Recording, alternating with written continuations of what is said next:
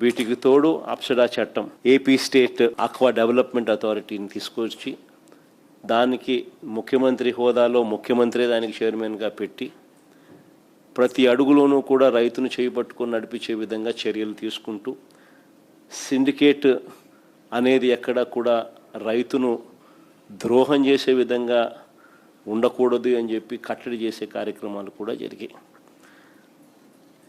ఇవన్నీ ఒక ఎత్తు. రూపాయిన్నరకే కరెంట్ ఇచ్చి ఆక్వా రంగాన్ని నిలదొక్కునేలా చేయాలి అనే అడుగులు వేసిన కార్యక్రమం కూడా జరిగిందని అంటే కూడా ఆ రోజు మన ప్రభుత్వ హయాంలో, వైఎస్ఆర్సీపీ ప్రభుత్వ హయాంలో జరిగిందని చెప్పి కూడా గర్వంగా కూడా చెప్పగలుగుతాం. క్రమం తప్పకుండా ఇన్ఫ్యాక్ట్ రూపాయిన్నరకే కరెంట్ ఇవ్వడం వల్ల దాదాపుగా 3,300 కోట్లు సబ్సిడీ కూడా మనమే ఇచ్చినాం. అంతకుముందు మనం ఆక్వా రంగానికి రూపాయిన్నరకే కరెంట్ ఇవ్వాలి అని మన మేనిఫెస్టోలో పెట్టి ఇంప్లిమెంట్ చేసే కార్యక్రమం చేసినాం.